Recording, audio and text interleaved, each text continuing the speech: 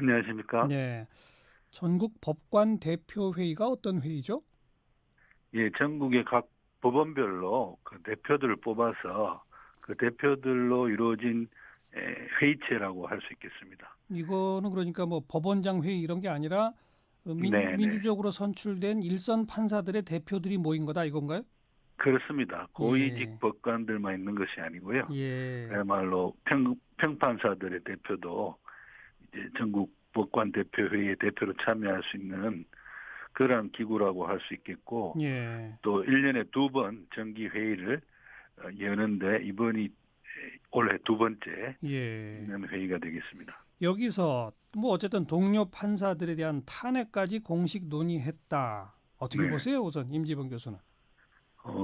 저는 우리 법원의 어떤 대법원장이라든지 법원행정처 같은 법원의 어떤 집행부 혹은 고위법관들이 아니고 전국의 이제 평판사들을 중심으로 한 그 대표기구에서 드디어 이제 법원 스스로에 의한 어떤 법원 자정 노력이 시작됐다라고 의미 부여를 하고 싶습니다. 예.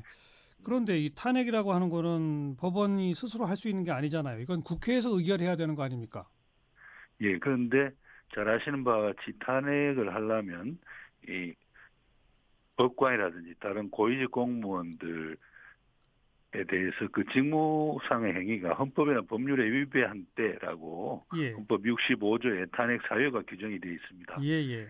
이번에 법관들이 이 법률에 대해서는 그러니까 형법 위반에 대해서는 지금 수사 중이고 또 기소가 되고 이렇게 되고 있는 와중이지만 예. 헌법 위반에 대해서는 재판을 기다릴 것 없이 예. 중대한 헌법 위반이 있었다는 것을 법관 대표회의에 많은 법관들이 인정했다. 아, 그렇기 때문에 탄핵이라는 것이 직무집행행위가 헌법이나 법률을 위반한 때 중에서 헌법 위반에 해당한다는 것을 인정해서 이게 예. 탄핵 사유에 해당한다고 본다라는 것을 내걸었다는 데 저는 의미가 있다고 봅니다. 바로 그런 의미에서 탄핵에 이를 만큼의 헌법 위반 행위다라고 하는 성격 규정에 비추어 보면 법원의 예, 자정 노력, 아주 강력한 징계라든지 이런 것들을 촉구하는 의미가 크다 이건가요?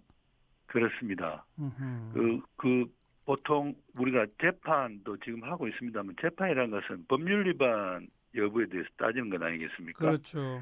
헌법 위반 여부에 대해서 따지는 것은 탄핵밖에 없습니다. 예. 그런데 법관 대표회의에 과반의 판사들이 헌법 위반이 있다라고 어, 인정을 한 것이라는 네. 점에서 의미가 있겠습니다. 그런데 오늘 예, 105명이 참여했는데 예, 53명이 동의하고 43명이 반대하고 예, 9명은 아마 기권한 모양입니다. 이거 아주 그렇습니다. 팽팽했다는 얘기잖아요. 이건 뭘 상징할까요?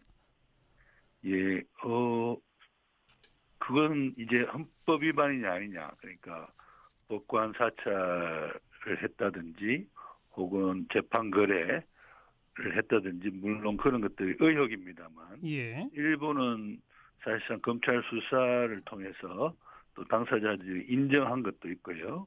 그런 것을 종합해 봤을 때 이번 그 안동 지원 판사들이죠. 네. 그분들의 의견서 전달이 오늘 법관 대표회의에서 이게 정식 안건으로 채택되는 데 있어서 예. 그 기폭제가 됐는데요. 그렇죠. 그분 안동 지원 판사분들도 그렇고 이번에 오늘 법관 대표회의의 판사분들도 그렇고 그러니까 두 가지 점이 헌법 위반이라고 봤습니다. 네.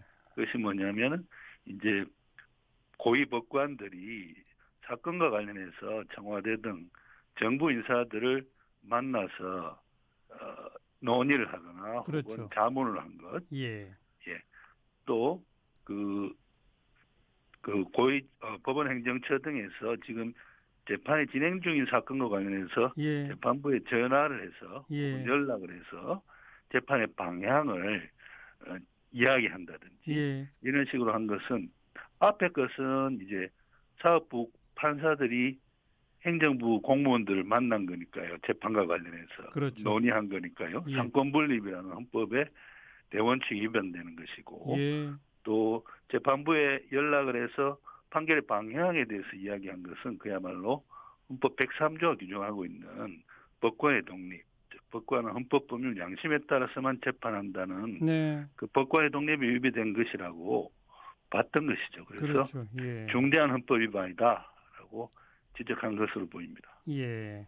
앞으로 그럼 어떻게 될까요? 물론 이제 오늘 이런 의견을 모았지만 역시 삼권 분립 정신을 지켜야 한다는 의미에서 뭐 국회에 촉구하거나 이런 거는 하지 않았거든요. 어떻게 될까요, 앞으로? 그렇죠. 논의된 내용을 정리해서 내일 오전에 아마 김영수 대법원장에게 전자문서 형태로 오늘 논의 결정된 사항들을 전달을 할 예정이고 예. 국회에는 예. 이 전국 법관 대표회의가 아무런 액션도 취하지 않고 있습니다. 예. 근데 이번이 저는 의미가 있다고 보는 게요. 이게 전국 법관들 대표들의 과반 이상이 지금 위헌 행위다라고 이제 지적을 한 것 아니겠습니까? 그렇죠. 그렇기 때문에 국회에게는 이것이 큰 부담이 될 것이다. 예. 법관들 스스로가 이게 중대한 헌법 위반이라고 지금 이야기를 했는데 예, 예. 그 탄핵 소추권을 가지고 있고 따라서 판사가 헌법이나 법률 위배했을 때 탄핵 소추권을 행사해야 할 국회가 아하. 소추를 하지 않는 것은 일종의 어떻게 보면 직무유기다라는 네. 비판을 받을 수도 있기 때문에 예, 예. 국회에도 상당한 이 부담이 될 것이고요. 예. 그래서 저는 이게 탄핵 소추 발의로는 이어지리라고 봅니다. 예. 하지만 좀 아까 제가 언급한 것처럼 법관 대표 회의에서도 팽팽한 찬반이 엇갈렸던 그런 대목이기 때문에 국회가 느끼게 될 부담이라는 것도 어느 정도 좀 제한되지 않을까요?